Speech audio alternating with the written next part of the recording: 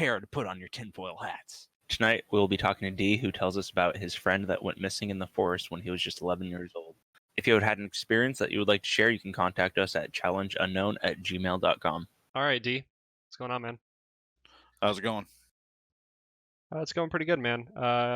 This is going to be an episode that's along the lines of the Missing 411 kind of style. It's going to have a lot of similarities, and I know that you had mentioned that you had just started looking into the Missing 411 stuff, and we'll get into all that near the end after you tell your story, but I really kind of just want to throw you the floor here and tell us what happened, man. All right. So basically, I was young. We're living in Northeast, the good old USA. Essentially, I'm an Army brat, so we traveled around a lot, and we did kind of settle like up towards the Northeast, and so essentially, I was able to get into Boy Scouts. We kind of had a form of Scouts when we were in the Army, but it wasn't the same because it was different faces every other day. So once we settled in, I was actually able to develop like really good friendships, and I developed like an amazing friendship with this kid named John, and we basically just we're into all the same things. He was an Army brat as well, but we're big into Scouts, camping, fishing, hunting. I mean, you name it, we're into it. Outdoorsman kind of style stuff. Yeah, I mean, that's all you had up in Northeast. I mean, bear in mind, this is like almost 30 years now. So, long time ago. Yeah, I mean, Nintendo was just out. Oh, wow. So, yeah, this was, we didn't have the internet. Cell phones didn't exist. I mean, everybody up there used CB radios, which was kind of funny. Yeah, man, that is funny. Yeah, because there's always everybody talking over everybody. And, but yeah, so basically, we're in the Scouts, and one of the things, we camped all the time, but one of the things we're going after was our wilderness survival badge, which required us to camp some distance away from everybody else. So our scoutmaster was pretty, laid back, and he's like, we'll use the honor system. If you guys say you did it type deal. But we're like, shit, we're gonna do it. Right. Yeah, for sure. So we begged our parents, and they were used to us going up and camping and everything like that. But typically, whenever we went up, there was always somebody close by. Right. So you always had like an adult presence nearby, kind of thing. Well, like my sister would be by, close by, So there were people that lived on the mountain that we camped at. They just was more towards the base of the mountain. Okay. Pretty much, I'd probably say about a quarter way up it is kind of like when the houses disappeared. I mean, but they were few and far between anyways. So like my sister would always be close by, and but this particular weekend she was actually like staying at a friend's house. So, but anyway, so we turned around and got our stuff together, which we had to take the bare minimum. And we weren't gonna fake it. We were gonna do it the way that we wanted to do it, the right way, according to the handbook. So we took a 22, some rope, which we're allowed to have, and a couple of knives. And I was always big into like, Rambo. Oh, right on, yeah. So he had that big old combat knife, with the compass in it and everything. Oh, that's awesome. And so we grabbed that, and my dad was like, he made me take my rifle. Bear in mind, I was like 11 years old. Right, but I mean that's not uncommon, man. I know a lot of people that have had their kids trained with firearms at a very young age back then. Good, all right, because I mean, whenever I talk to people about it, they're like, oh my god, that young. Oh yeah, no, it's not too foreign to us. We're pretty familiar with that kind of style. Great, yeah. So so we went up. Basically we started our hike, and we took the same path we always took, which was at the end of our road there was some abandoned railroad tracks. We would follow the railroad tracks down to this like kind of like landing strip that was like a field landing strip, and we'd cut across some farmland and walk up the mountain. It was only like 3 miles away from our house. It's not too If bad. if you were to drive, I mean, it was like literally 3 minutes. But, taking the long way through the woods, staying off the road type deal. So we headed up, we started hiking up. We took same old paths we always took. Yeah, this is probably the 50th time that summer that Okay. we were actually going up the mountain. I mean, we used to go up there all day long. So you're up there a lot. You're familiar with Yeah. everything. Okay. Oh yeah. We had like little forts we built, up there, and but where we were going to go in particular is right at the top of the mountain. There was this like kind of like bald spot that was covered with rocks and like larger boulders. So that's where we wanted to go. You had the best views of everything around from there, and we just wanted to go up there. Just thought it would be kind of cool. So we headed up.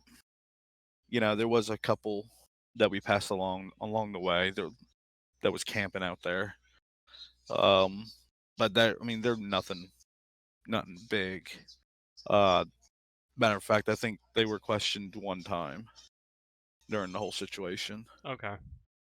So Interesting. but yeah, so I'm sorry, you have a question? No, keep going, man. You're good. Sorry. So yeah, so we basically we headed up, and we got to the empty spot, built our fire, kind of just hung out.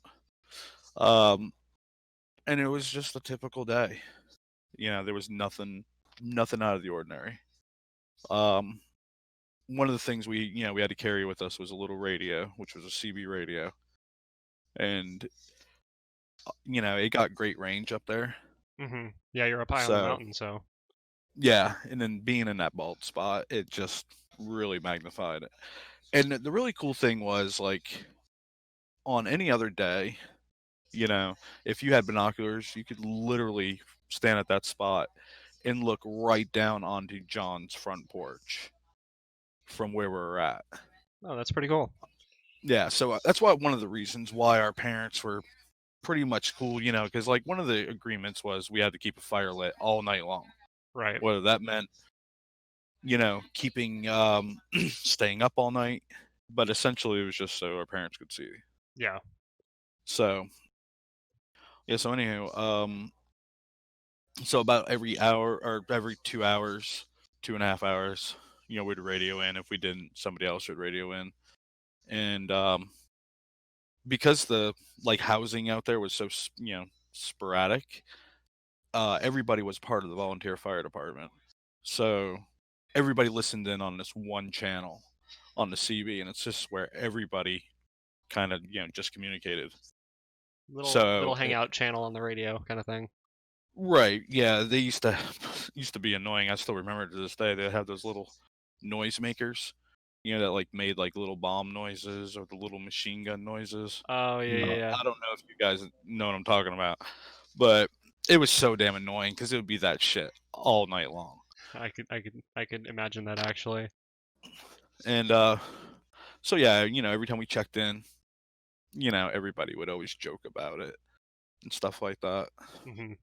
So everything was pretty cool. It was dark out.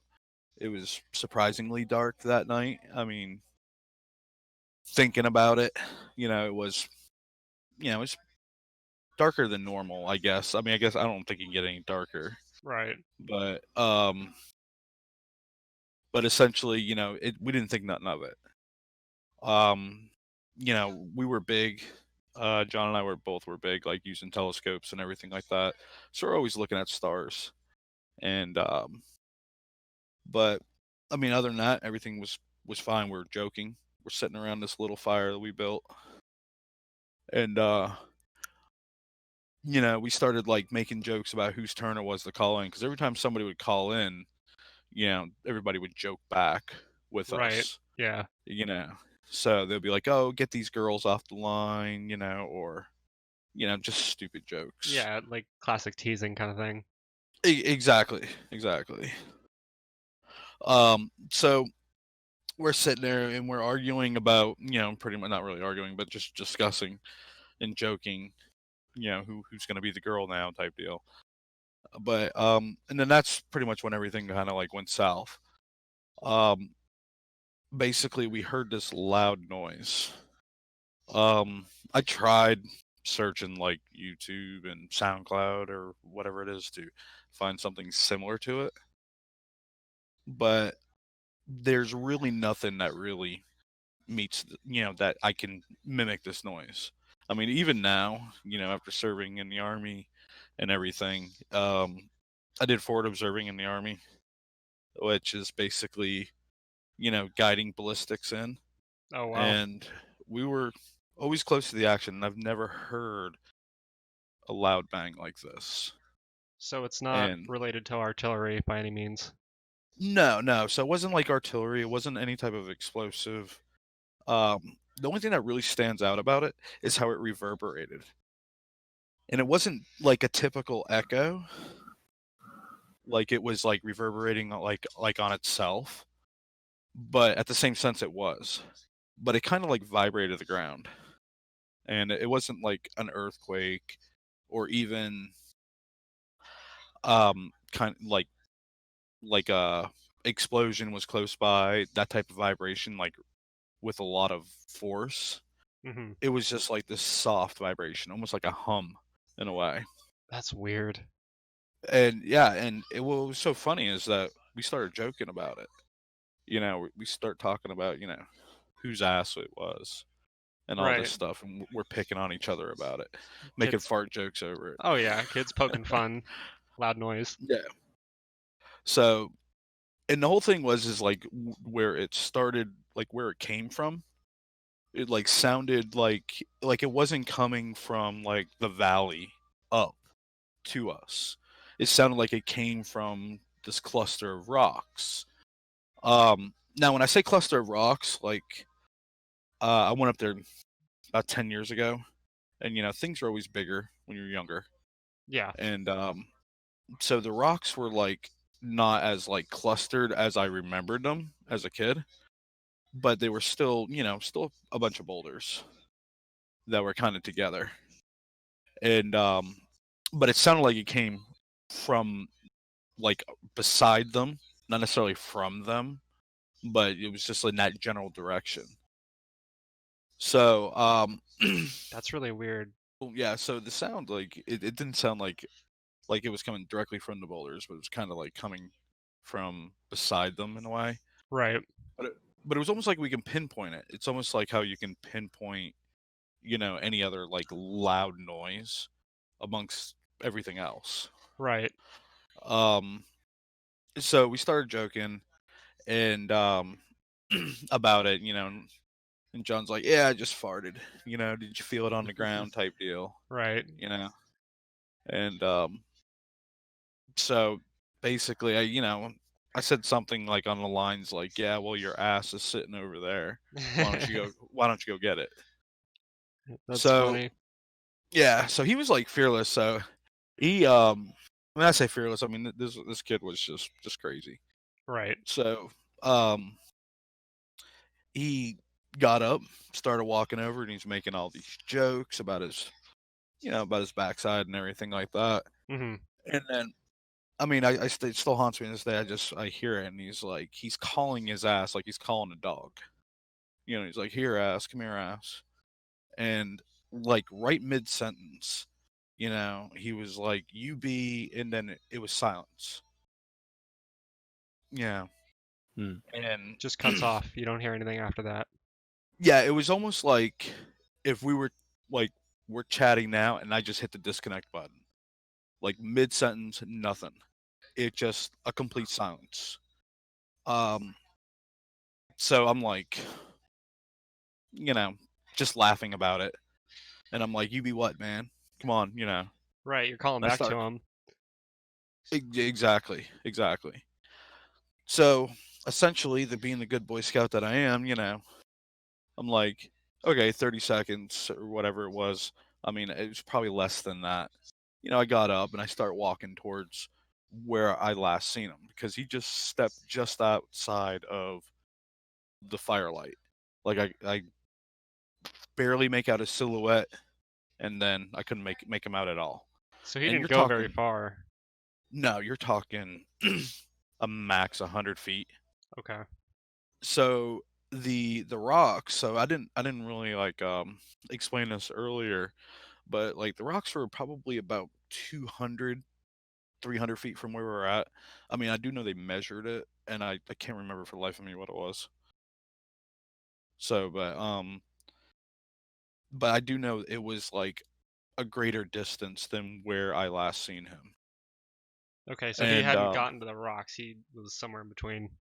right, it's like the moment his silhouette disappeared, he disappeared.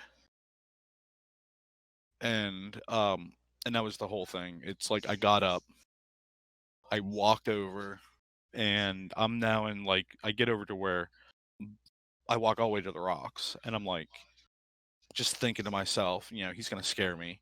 I yell at him, hey, I start cussing, motherfucker. If you jump out and scare me when you fall asleep, I'm gonna shit all over you, you know. Right, you're And kids, you know. yeah, You're just screwing with each other. or I'm gonna. I mean, I'm just saying everything I could. Right. But then it was just like in that instance, it's just like this deafening sickness came over me. And I'm not talking about like became ill with like, Ebola or something like that. Just like that feeling you get in your stomach that there's something wrong, but at the same sense, it makes you sick. And I freaked out. So I turn around and I got super scared from it. I ran, I grabbed the radio, and I start screaming over the radio. And so we had the radio, by the fire. So Right. I'm standing in the light of the fire, and I'm screaming, but at the same sense, I'm like scanning around. I'm looking for him. I'm yelling for my dad, just constantly yelling for him. And everybody came on the radio. We know where you're at. We're coming. We're on our way. And then the thing that, I mean, to this day, like I'm just thinking about it right now. I'm getting goosebumps from it. But my dad comes over the radio, and like when my dad spoke, everybody kind of shut up all the time. Right. And he turned around, and his kind of the calmest voice as possible says, "Grab your rifle, put your back to a rock, and shoot anything that doesn't have a flashlight." And that's what scared me. To this day, it scares me. Yeah, everything gets all serious all of a sudden. You know, you were joking around Yeah. a couple minutes ago, and now next thing you know, your dad's telling you to grab your gun and put your back against the wall. Yeah. So I'm sitting there, and it was the longest time of my life. And I think like everybody said it was like 20 minutes or something like that, 30 minutes for them to get up to me. But I don't know exactly how long it took. The only thing I know is that it was a lifetime to me. Right. And the first ones to show up was actually was a firefighter who lived right at the base of the mountain of the logging trail that we took to get up there. And he comes running through the woods. He's like, "Don't shoot, don't shoot. I'm here, don't shoot." And so he runs up to me, and now the biggest rock I could find was outside the firelight. Okay. So I'm sitting there, and he heard me by me crying. I mean, I was just in tears, but I was ready to shoot anything that came after me, Hmm. or that was coming towards me. And he runs up, he grabs my hand, and he's like, "Where was he? Where was he?" And I point over, and he grabs me. He takes the rifle, he grabs me, and he starts. We start looking. So probably a few minutes later, everybody starts showing up. Just everybody. There was no signs. There was nothing. It was as if, he just vanished. They canvassed the entire mountain for, a good while. I know my dad, took me home and everything, but they were up there for a good while, and they couldn't find anything at all. Nothing. So they were searching for about 3 days, and then, I was interviewed by, law enforcement, and everybody sympathizing with me and everything like that. And then, the good old federal boys got involved. The Fed showed up. Yeah. That's when shit got serious for me. Well, I mean, it is a missing kid, so that does explain the FBI's involvement. Right, exactly. And and I wasn't the type, like you see on TV, where the kid refuses to talk because it's a traumatizing event. I mean, I'm like telling him how many times I pissed that day, where I threw a rock, I mean, You're I'm telling him spilling everything, beans on right? everything. And it started out okay until they started, they finally turned around and told me I was going to go to jail forever because I'm a murderer. They know I killed him. They just want to know where the body is. And I'm like, what the fuck? And, I was, 11 years old at the time. Right. And yeah, it was horrible. So they ended up they checked everything. And they were going through everything. And this is when I found out about the flashlight and my Bowie knife. That it was found on top of the rocks where John had disappeared by. So, because they were asking me why I put the knife on top of the rock, and I'm like, "What are you talking about?" I was like, "The rock was inside the lean-to that we had built part, that's part of our merit badge." And he's like, "No, it was found on top of the rock." They showed me a photo of it, and there's my Bowie knife and the flashlight right next to each other. And that was pretty much it with that. I mean, they took all my clothes. They checked it for trace. There was nothing found besides dirt. Right. Obviously. My rifle has not been shot. Hadn't been shot. I still had all rounds with me, and yeah, there was nothing. And but that was the last time I see my friend. And So to it's been this day, 30 years. it's going on 30. It'll be 30 years this July. Jesus Christ. No. So they never found anything. No. There was a lot of things. About 2 years after that, we ended up moving, Mm-hmm. and I try to stay in touch with John's parents. His mother was just like, distraught. She blamed me for everything up Mm-hmm. until the day she died. Oh, it's a shame. But his father was just ridiculously calm during the entire situation. And to this day, he's extremely calm. I don't know why, but it was just that's like one of the weirdest things. But he was always nice to me. Even to this day, like I said, I talked to him, a couple of days ago. Right. Because you asked to share this with him. That was one of the things I think you mentioned. Yeah, because anytime it comes to it, I don't want to throw his information out there. Right. The way that my sister kind of put it is that he's living with something that we will never know. Right. We'll never know the experience of it, and that's what he's living with. Right. Having your kid one day and then the kid goes out with his friend and that's it. Nobody knows what happened to him. He's gone. Yeah, and That's over terrible. the years, you know, like we've made trips up there together. Uh-huh. They started some development around the mountain. So every time they would start a development and they would clear all the, because there was still a lot of trees up there, despite around the clearing. We would go up and just check, just see, just talk to, sometimes we'll try to catch the guys out there. Hey, did you find anything? Did you find a shoe? Did you find a shirt Did you find or anything? whatever? Yeah. Yeah, exactly.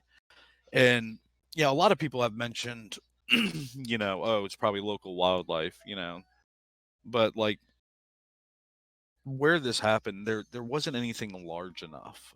There were brown bears in the area, but you know, typically you would hear a brown bear. A lot of people talk about like mountain lions or panthers or something like that, Yeah. but there's never been one spotted up there.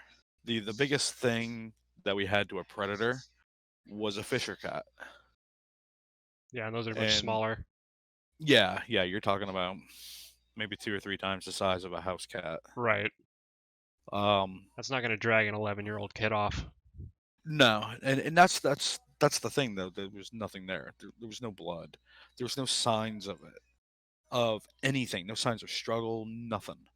No clothing.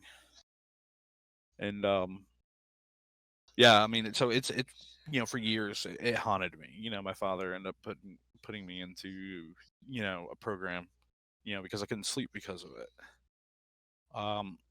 I would, basically they would find me in the closet at night because that was the only place I felt safe because I had my back, in a corner, Right.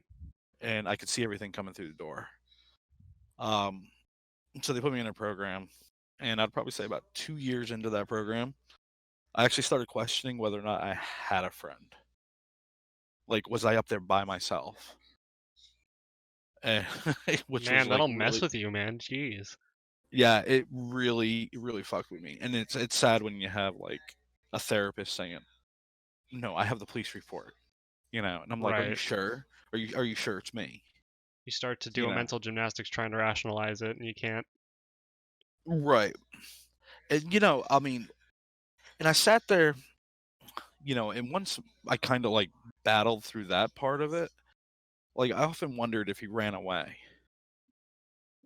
Um, and I'm wondering if there was something more going on in the family than what the father said, because like I said, he was always calm.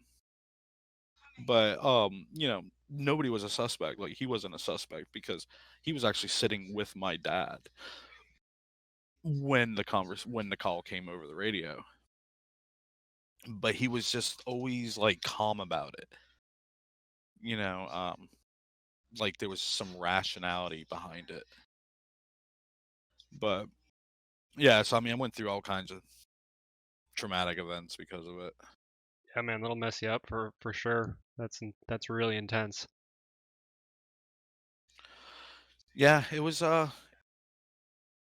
pretty fucked up. If Yeah, I can say that on that's here. really fucked up. Yeah, no, we have an explicit rating, so you're fine. Fuck, man, dude, that's crazy. Like having a friend, like that's your friend too. Like it's one thing if like somebody you know goes missing, but that was your fucking friend. Like Right. that was somebody that you hung out with and you knew and you spent time with, and then just out of the blue, never get an explanation for it. Right. You see him 1 minute, you're talking to him. Next thing you know, it's like he disconnected from the chat. No pun intended by any means, but for an actual reference, like mid Yeah, sentence, no, he got disconnected. you're absolutely right. You're absolutely right. I mean, that's exactly what it is. I mean, it's literally, it wasn't even a dial tone, put it that way. Yeah, It I was mean, just, God. it was horrible. Um, you know, and I've often looked through it, like a lot of people, everybody. So part of the reason why I was like, I don't like a lot of people like letting know who I am is because everybody comes to me with all this stupid shit. I mean, I'm getting UFOs. I'm sure if Oh, there's a lot of theories out there, man. Yeah. there's people talking about like bad shamans and rocks or some shit. I'm like, what the fuck? Right. This ain't, this isn't some voodoo shit.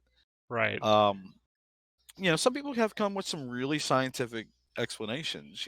Like possibly, there was a small landslide. But the only thing that kind of like debunks that is like there would have been screaming. Right. You would have heard him go Yeah. down. You're right. There would have been at least a struggle. The same thing with the wildlife. The only thing that makes sense to me is that he ran away. That's the only thing. That you can think of. You think he ran off? I mean, that's what makes me sleep or allows me to sleep at night. Okay. I would have heard it if he ran off, Hmm. but It's same what you tell thing. yourself to kind of deal with it. Exactly. And you come across all the different things, and you hear different stories. And like I said, just recently, I was introduced to missing 411, and that was purely by accident. That was just a pure boredom thing that I found on Hulu, I think. Oh, so you saw the videos or the Yeah, movies? yeah. And I think the first one I watched was the Hunted or whatever the hell it's called. Yep. And no, I'm not plugging it, and I'm not gonna sit up here and say, hey, buy my book.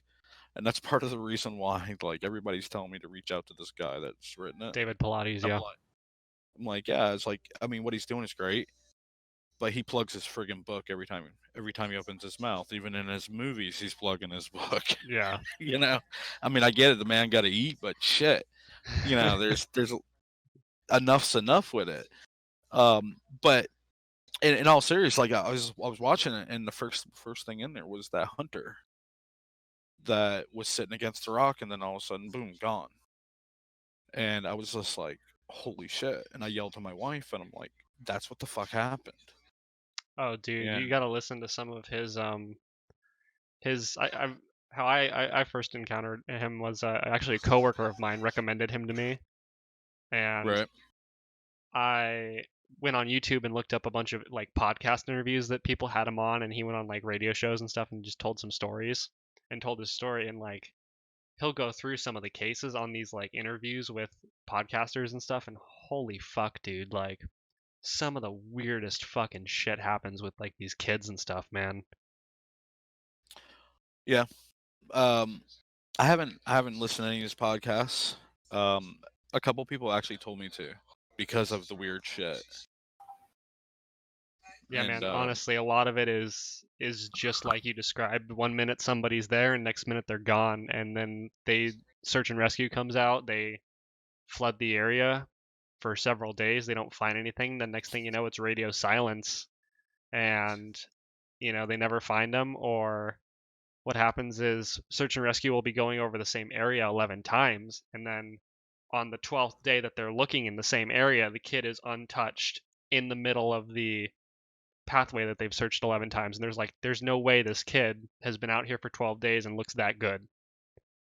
right. And it's Yeah, always there's always something weird with the shoes too, is one of the things that I hear a lot, is that like the shoes, when they do find bodies, is that the shoes will be missing.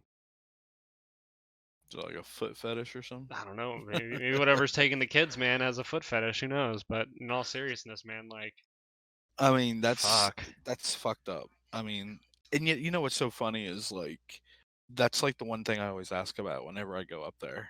Hmm. I'll go to the local ranger station, and I'm always asking like, hey, anybody find any shoes? Because that's like the first thing, like like hypothermia sets in. You take off your shoes. Yeah. Yeah, you start stripping, and your shoes are usually the first thing that comes off. And even though this happened in July, you never know. And Right. the thing that I don't know, I don't even know how to really classify it. It's really fucked up. And It's then bizarre, man. and all these years, growing up with the internet, I never researched it. I tried searching a couple of times for some newspaper clippings, Right. and never been able to really find anything on it. Like I found like a small snippet on like some archive, and it was like one of those things, pay $29.99 to get to read the full article. Oh, lame. Yeah, and I was just like, well, I have that article, but that's the only article I found, and because it's like I had to have missed something. I mean, I was 11 years old. Right. I don't have the original file or not the original, or a copy of the report, or any of the evidence that was gathered. It's been so long. When you're young, you don't think about keeping things like that, and it's just so I go online and I start searching, and then now I'm starting to find this missing, 411. Yeah. missing 411, and I watch this one guy's YouTube channel, and every now and then he throws up missing, like, the top 5 people that are missing certain things, and I'm just like, Jesus Christ. But the thing that really threw me off is like when you actually look at the map of all the missing people. Oh, it's And clusters. oh, it's ridiculous. But the whole funny thing is that where John went missing, there was only one other person that went missing about 10 years prior. That's weird. He's like in the middle of and I don't know how accurate this map is. I didn't even save it, but it was just like this Google map that somebody made with all these different missing people, and from going all the way back to the 50s, I think it was. And so like I zoomed in, and there's like nothing around, and like the closest one was a couple miles away, or like 10 miles away, and it was 10 years prior. But then when I zoom out, it's like there's like 3 clusters that are pretty close, in terms of Google Maps close. And and it's almost like a triangle in a way, but I'm not saying it is a triangle, but it's kind of almost dead center of these 3 clusters. Oh, weird. But I've since the advent of the internet,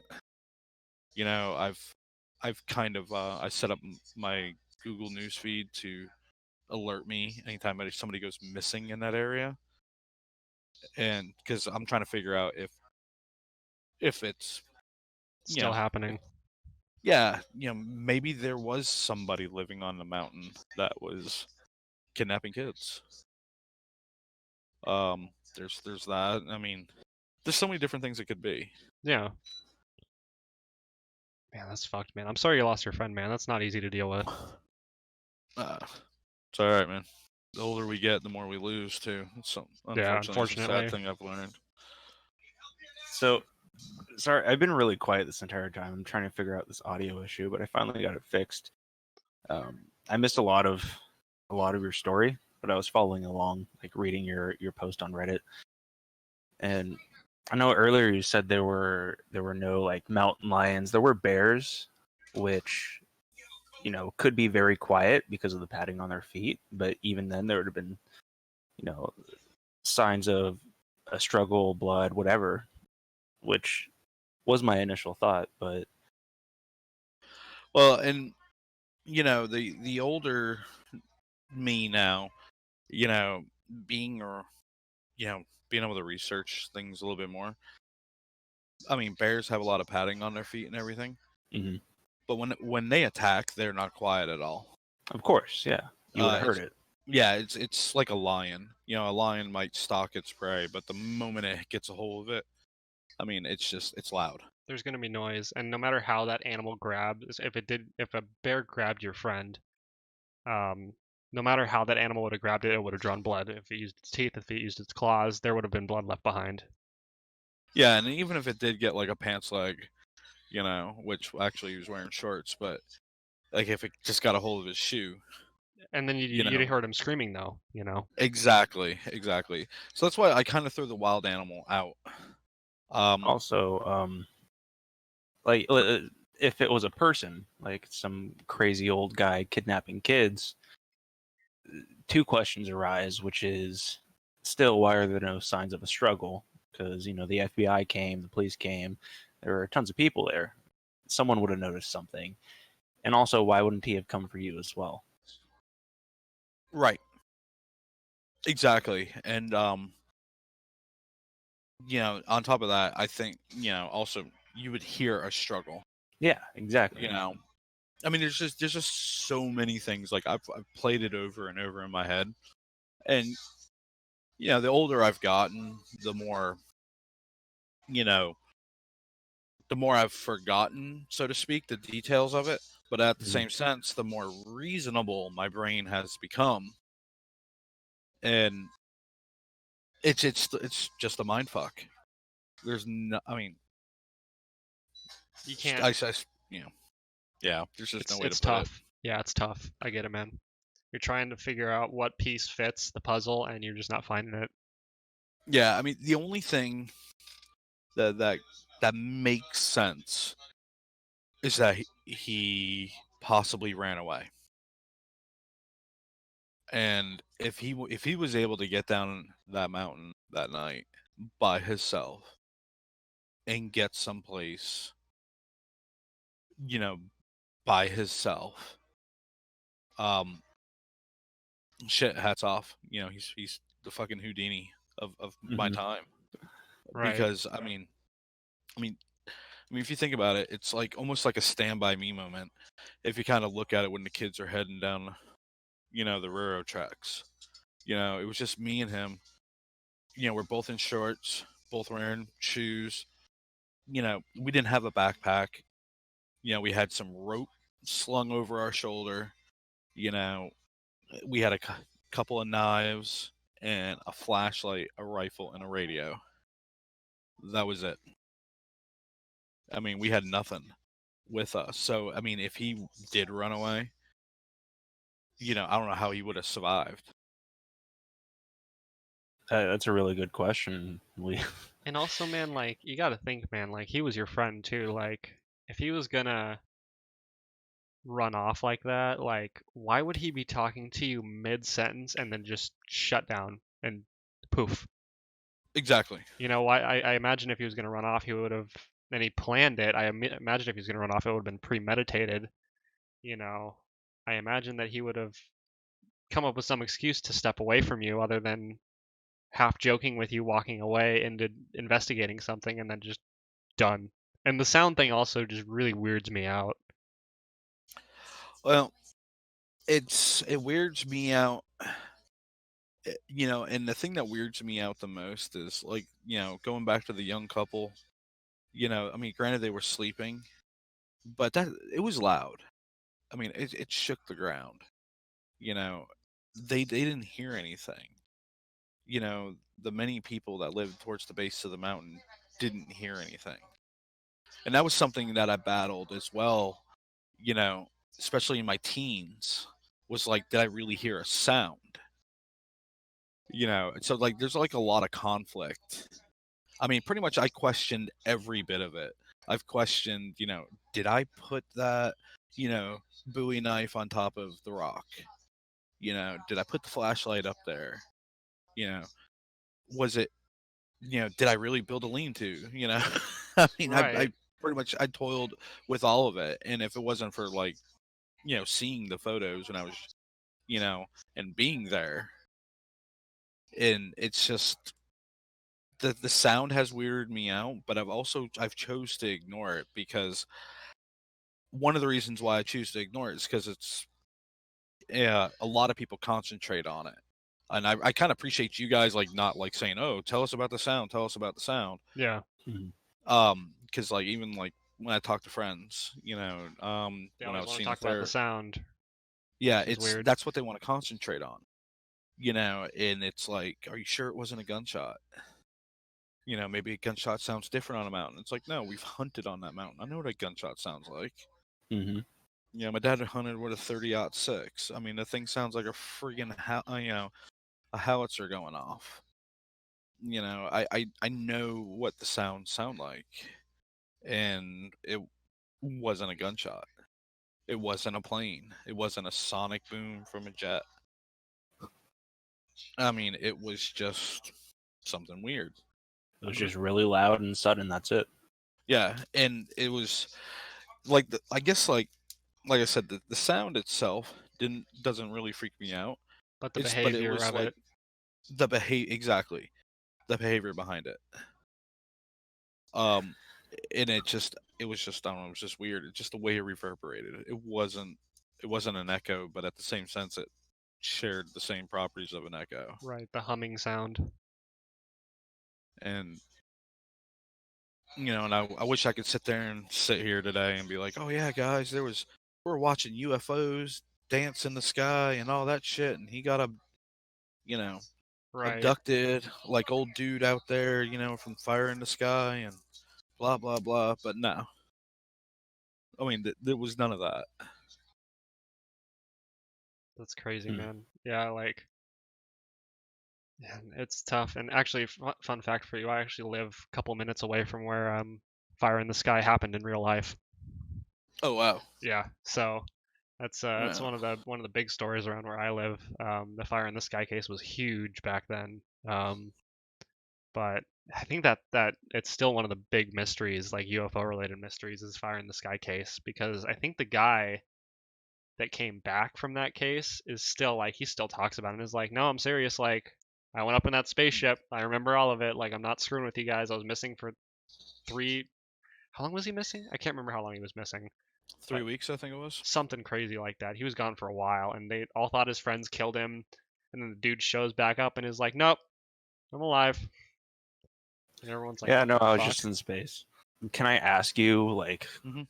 what are your personal beliefs on the whole UFO conspiracies with people being abducted, or whether or not they've even visited? Because if you ask me personally, I think that even if they haven't visited Earth, they definitely exist somewhere out there. Statistically speaking, they Oh. have to. Yeah, so one of the things like growing up, like I actually started going to MIT for astrophysics. So Mhm. back in, you know, when I was going to college, and yeah, statistically speaking, it has to. They have to exist. What I believe in personally, it's kind of that X-File thing. I want to believe, Mhm. but without the evidence. If you were to sit here today and tell me that, hey, you were abducted, I'm not going to say no, you weren't. Right. Mhm. But at the same sense, I'm going to be like, show me the evidence. Of course, because Um, that's such a wild statement in itself to just say, "Yeah, I was abducted, man." yeah, I mean, there's like, it's I want to believe. It's not necessarily like I definitely do not believe in it, but I definitely don't believe in it, if that makes sense. It's when you hear stories like the Arizona Lights or whatever the hell it was, the Phoenix Lights, Mhm. Yep. stuff like that, and you're having thousands of witnesses. And video. Yeah, and video. Um, there's the Russian uh satellite incident there. I'm trying to remember, we studied it back when I was in school. I can't remember the name of the satellite that took the picture of something before it destroyed it.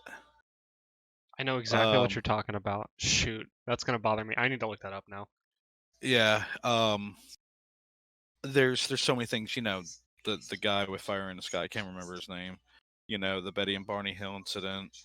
There's there's all there's a lot of things out there. It's just a lot of it lacks evidence. Mhm. So it's one of those things. It's like, I'm not gonna disagree with you, but at the same sense, I'm not gonna agree with you. I'm The gonna stay way neutral. the way I like to put it is, I choose to believe. So, Right. instead of saying it's actual fact, it's something that I like to believe in. I like to be a little bit optimistic, but I still recognize that there's not the hard evidence saying that this is actually true and this is actually happening. Right. I mean, if something like V was to happen, I don't know if y'all seen the show V, I but haven't. No. back in the day, so basically just aliens appear out of nowhere. Mhm. Okay. If something like that was to happen, I'd be like, oh shit, cool. There we go. I mean, I don't, it's like, all right, so it happens. And I'm not gonna freak out. I'm not gonna be like, oh my god, that's fake, that's a false flag, that's this. I'm gonna be like, whatever, awesome. Right. So there's the evidence. I physically see it. Mhm. you know, the thing that I'll be honest with you, think the thing that I hate the most is when people totally don't believe. You know, you have those ones that are like, "There's no aliens. God only created us." Yeah. The You know, opposite and it's just confirmation bias. yeah, that's the thing I can't stand because it's you know somebody's just tunnel vision. They're just so locked into their own thing that you know it's like Jesus Christ, you're putting us back in the dark ages. You Yeah. know, at least think openly that there's a possibility. Right. Like you You got to know, There was recognize a people are seeing something. there was a comment on one of our Facebook posts recently where a guy was, I'm not going to quote it exactly, but along the lines of, there are no Loch Ness, there's no Bigfoot, there are no UFOs, ghosts aren't real, come on kids, you need to grow up.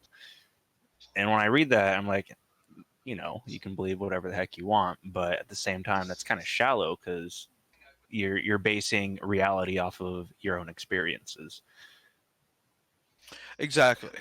Um, you know, that's people like that are they're close-minded, and it's like who the hell are you to you know force that out there on me, and that's the way I take people like that.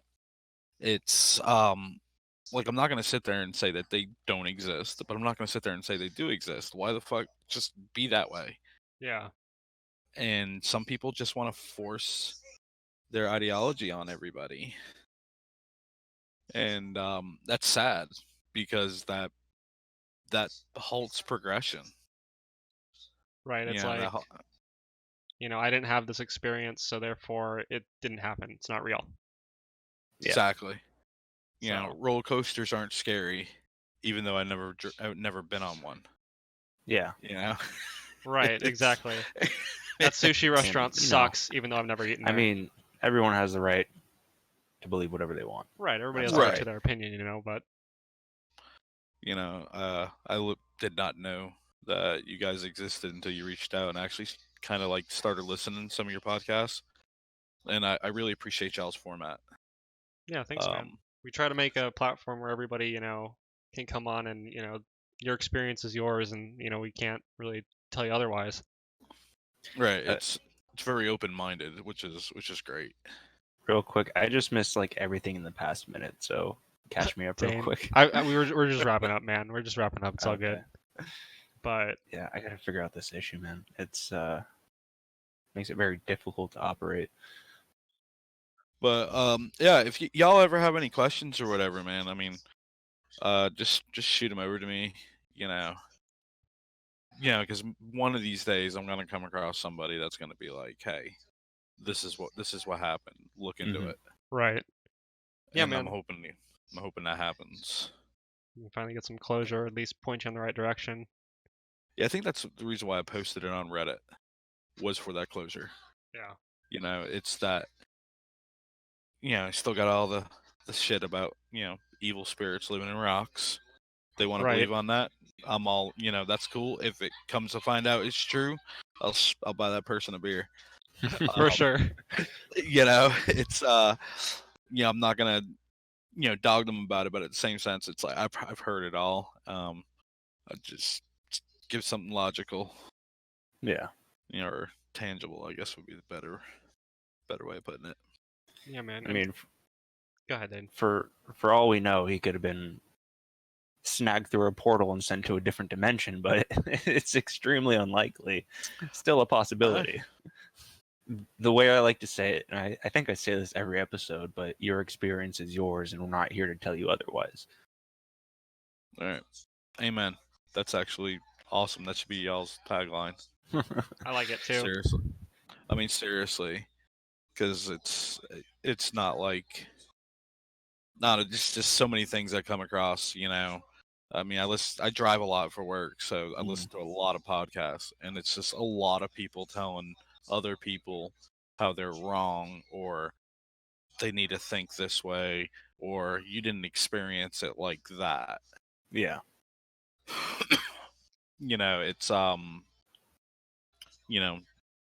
respecting, what happened to somebody or the experience that they had. That's something wholesome and true, man. Mm-hmm. That's awesome. The last thing you want to do is have someone, believe that wholeheartedly that this happened to them, and then having everyone and their mother telling them, "No, you're wrong," and then they just Right. never talk about it. You never get to hear their side of the story.